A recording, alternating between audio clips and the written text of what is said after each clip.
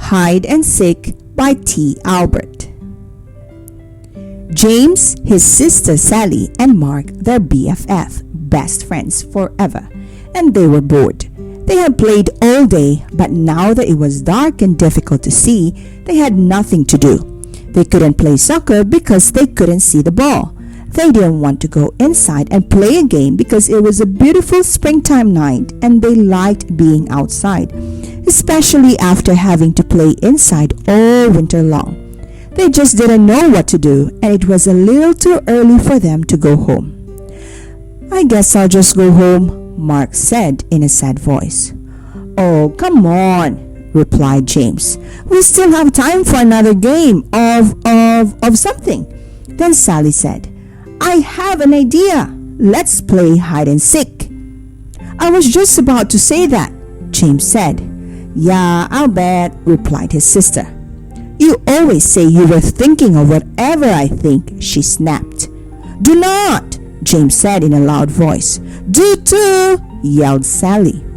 Mark just looked down at the ground and shook his head from side to side. "They are at it again," he mumbled to himself.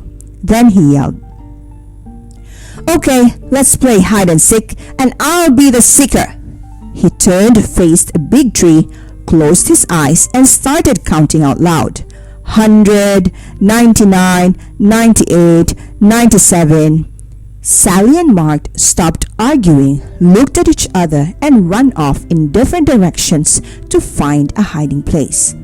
In the distance, they could still hear Mark counting. 4, 3, 2, 1, ready or not, here I come. Then he turned and began looking for places where they could be hiding. Finding Sally was easy. She always ran off and then circled back so she would be close to base, the safe place to get to before being tagged. Mark looked for the biggest tree and ran towards it, but she wasn't there. "I'll bet she's behind that big bush," he said to himself. So he ran to it and was ready to tag her, but she wasn't there either. As he turned around, he saw James running towards the base and darted after him. Just before he touched James' shoulder, James tagged the base and yelled out, "Safe!" "Did you get Sally yet?" James asked. "No," said Mark. "I haven't been able to find her, and it's getting late, and we need to be heading home." So both boys yelled out, "Come on out, Sally, it's late." But there was no reply, not even a little snicker from somewhere in the darkness. They yelled again, "Come on out, Sally, it's late." Still there was no reply from Sally. They began to worry and started searching for her. As they walked around the area, they called out, "Sally, come on! We give up, you're safe." But no matter where they looked or how much they called out, Sally didn't answer. It was as if she disappeared. Sally was wondering what had happened. All she could remember was crawling under the big trunk of a fallen tree to hide. Now, as she looked up, she saw several stars through a small hole above her head. She had fallen into a hole. When she crawled under the tree trunk, "Help!" she yelled, and heard her voice echo throughout what must have been a cave. "Help! Help! Help!" "Did you hear that, James?" Mark said excitedly. "Sally just yelled for help." "Keep yelling, Sally," James screamed. "That way we can find you."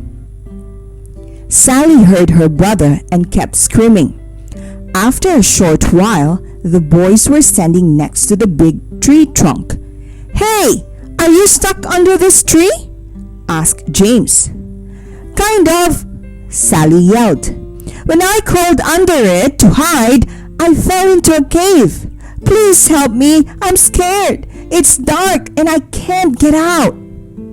Mark said, James, you stay with Sally and I will go get my dad. Then he dashed off into the darkness. Don't be scared, James said. I am right here with you.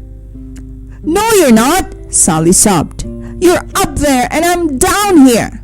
As Sally turned in the darkness of the cave, she bumped into something, screamed, and began to cry. What's wrong? James yelled. There's something down here with me, Sally replied in a shaky voice. Just then, Mark and his dad came running through the woods. Mark's father knelt down and asked Sally if she was okay.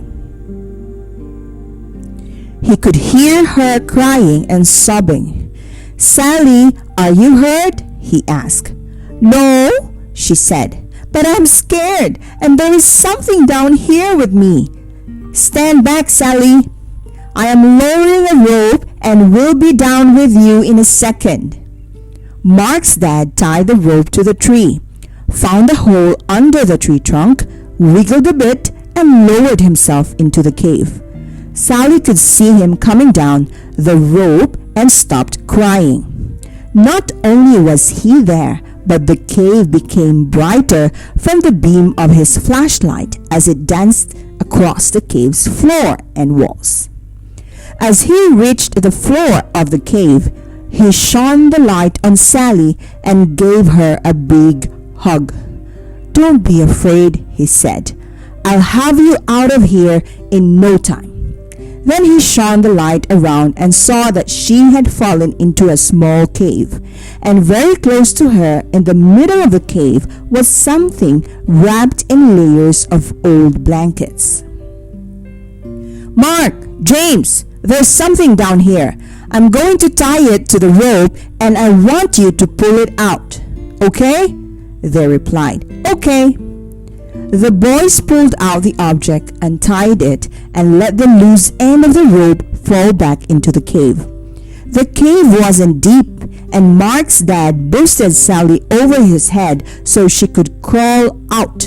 He then grabbed the rope and with a little jump was able to grab the opening and pull himself out.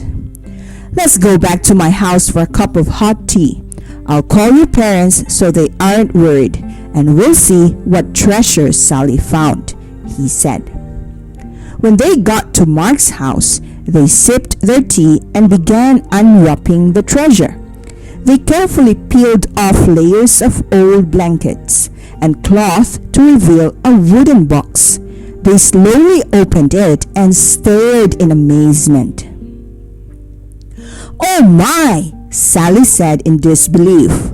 I don't believe what I am seeing. The boys and Mark's father just stared. Inside the box were jewels of every color you could imagine. There were diamonds, rubies, sapphires, and emeralds of all shapes and sizes. Intermixed, they could see several gold coins and strands of pearls. We're rich! The boys screamed. Not quite, interrupted Mark's father. Someone could have lost this, and I don't think you should plan on spending any of it until we find out a little more. Besides, Sally found it. I'll share it, Sally said happily. That's nice, Sally, replied Mark's dad. But the right thing to do right now is to contact the authorities. The next day, the four of them and Sally's mother drove to the police station, explained what had happened, and gave the treasure to the police to hold while they conduct their investigation. They left the police station sadly, and even the double-dipped ice cream cones Mark's father bought for them didn't make them smile. They drove back in silence.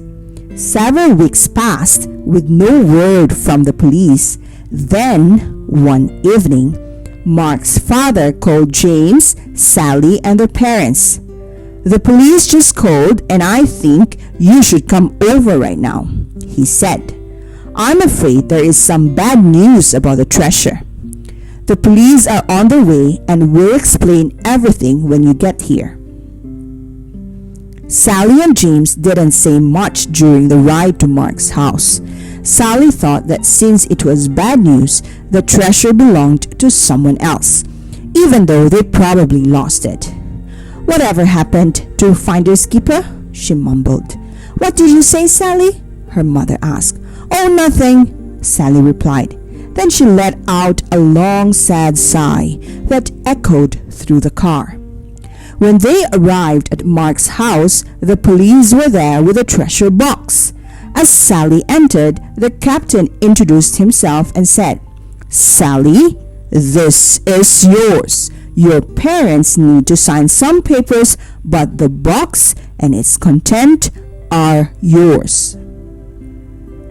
Sally, Mark, and James shrieked with joy and danced around the room. Then Sally said, "What is the bad news?" The captain smiled and said, "The treasure is worth more money than you can imagine, and with your newfound wealth comes great responsibility." Sally didn't quite understand what the captain was talking about, and right now it really didn't matter. Mark said, "Are you going to share?" "Of course," Sally said.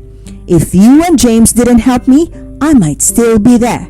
Several days later, Sally asked everyone over to her house. "I have decided what to do with the money from the treasure after it is sold," she said. "I am giving 1/6 to our mom and dad, 1/6 to Mark's mom and dad, 1/6 to Mark, 1/6 to James, and 1/6 for me. There is an extra 1/6.